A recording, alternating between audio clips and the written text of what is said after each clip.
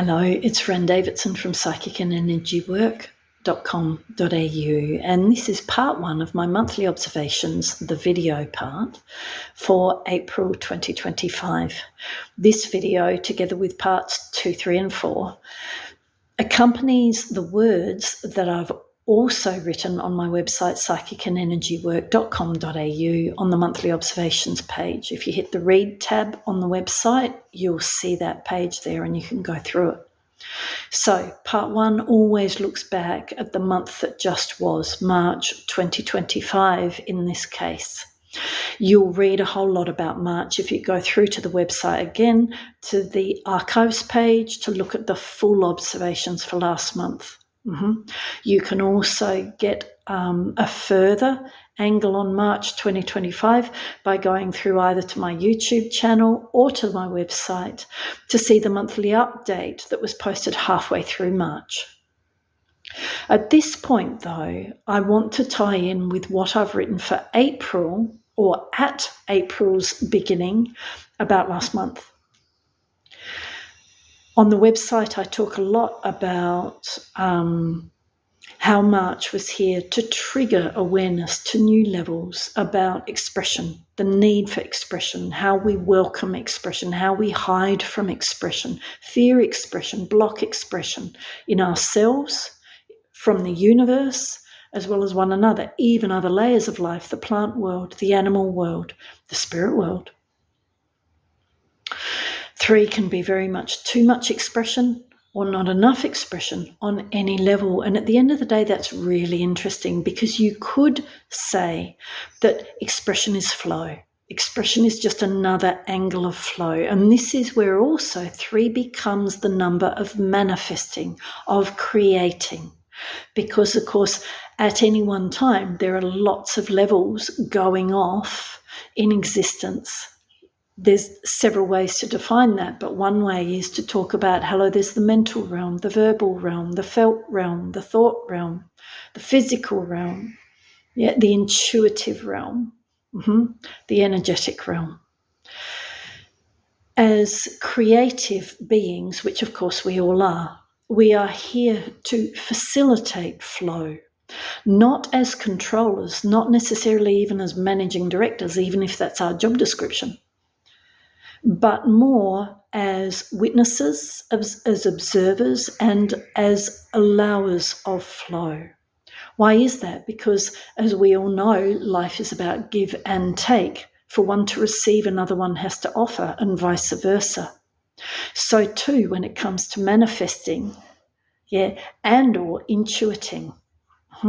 At the end of the day, the universe is real. What does that mean? Many of us will say that, many of us know that, and yet many of us can often forget that as a total understanding on a day-to-day or even minute-by-minute basis.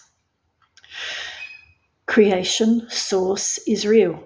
Therefore, when it comes to moments like March 2025 that were loaded with 3, we had 5 3s last month, and that's not even looking at your personal chart. So if you had 3s in your chart as well, you can up everything I'm saying about 3 as a potential learning curve, dynamic, even lesson that you were asked to contend with last month. If the universe is real, and if we're talking at energetic levels, spiritually energetic levels, we are allowing that, I don't know what you call it, vibe, energy, entity, whatever, all of the above. You're allowing that energy to be 100% aware of everything at the same time, even you, to the smallest detail. You're also allowing that energy to be knowing, all-knowing, not just at the level you're at, but at the highest point of creation. In other words, from the highest viewing point, and therefore with the widest of view. When I say widest, not only wide as in, from left to right, but widest in terms of short to long term, to infinity. And of course, if we're talking manifesting in lives, that can play out even into future lives and past lives, not just this one. So manifesting, therefore, can take on a very different face when we start to look at 3 and flow and allowing from those angles. Because in a sense, we are all part of creation, of course. Within that, therefore, we are here to witness creation, observe from creation, so as to then be able to understand the rhythms in front of us and harness with guidance how we are supposed to work with them moving forward, whether we are consciously working them, efforting, shaping, or whether it's just because we are allowing flow to happen. Flow, of course, starts on the energetic level. And so sometimes our models of manifesting, you could say probably often, if you're a human being, sometimes those models are very strictly confined or drawn to aspects like money or physicality, material. None of those words need to mean negative. They're all realities. But at the same time, everything starts on the energetic level. So in a sense, what I've just run through, for at least some people, some of the time, is the very starting point that their manifesting has to take form. What do I mean by that?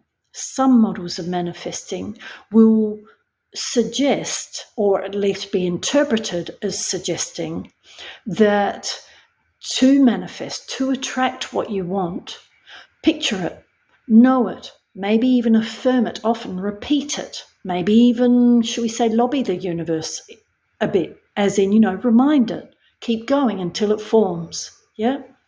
There's nothing wrong with those models for the level that they're at. And certainly those models and approaches can be incredibly effective, but not everybody ticks to them, and not every life is allowed to tick to them. At certain points in life, we're allowed to manifest without even thinking about it. Our brain isn't even there. At the next point, we start to become more aware of these theories, and I mean that is a good word, in a way that then we're starting to engage with that, and manifesting continues or ups a level. And then all of a sudden the universe goes, you know what? I don't want you driving me. You're not here to drive me. You're here to receive from me. Not only as a receiver of flow and therefore manifesting, attracting, actually, shall we say, getting what you want, yeah, but also as an informing reality. 3 is very much a time where we learn about manifesting, and therefore we learn how to position with flow. And the best way we can do that is to, first of all, release ourselves, release all knowing, release all models and approaches, not because we're rejecting them, not because we're devaluing them, but we're actually making the space for the universe to drop in and confirm, negate, alter, shift, perspective, position, allowing, and therefore then engagement. Witnessing is such a huge stance in manifesting. Sometimes we will do that from a very wide angle. Sometimes we won't. And what I mean by that is that at times, at least, we can, even though we are following our spiritual connection and our spiritual practice, and we're doing that reasonably solidly, there can still be a snippet of narrative or voice, self still directing the process. And I don't mean this as a negative, but it can be a limiting factor. So the goal when we're talking about manifesting, whether that just be processing and releasing and coming to balance, rebooting, healing, or whether it again be receiving guidance in the fullest of forms, or even helping manifestation to unfold. The job is to always come to 100% silence, 100% stillness. And implicit in that is the release of all chatter, the release of all voice, the release of all expression from egoic self. In other words, the release of mind. It's only at that point, it's only when there are no words, It's only when we're noticing that egoic self has stopped needing to label things or predict things or just throw a voice in there to keep us occupied, or at least self-occupied. It's only at that point that we've really created the space for the universe, infinity, breadth, depth, width, to drop in all the ways it can. And so as an energetic exercise, we can turn around and we can allow quietness. We can use breath in through nose, out through mouth for the count of 4 or 5 each way. And as we do that, we just let go. We let go of all space. We let go of all, including our own, on any level. Whether that's all mood, all state, all emotion, whether it be any sense of all adjective, noun, all doing, all need to do.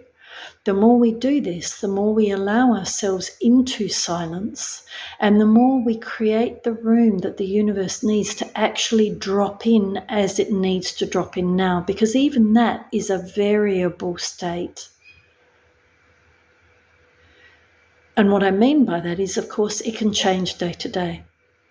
The more we let go, the more we know that our first job in manifesting, our first job in receiving intuitively, but also as attracting beings, it is actually to come back to see flow for what it is and to empty of all thoughts and feelings, because they are instructions to the universe, because they are, in a sense, guiding rails, in a positive sense, but also at times in a limiting sense.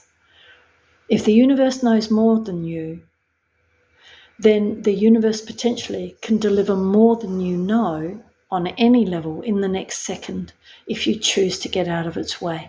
So practice concepts like this to test where you're at and to test whether you can step into your understanding of flow, of manifesting, attracting, receiving, offering on any level.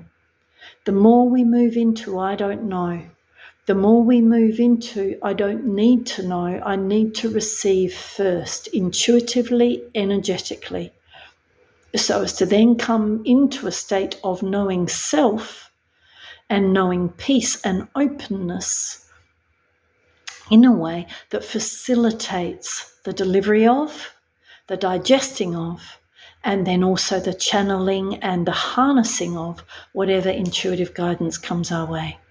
So all the very best. Hopefully that's explained March and its dynamics a little bit further to you. If you wish, go through to part 2 now of my video monthly observations for April 2025. If you'd rather, go through to the website and read about those bits first. Either way, enjoy. Thanks for tuning in. All the very best to you. Take good care.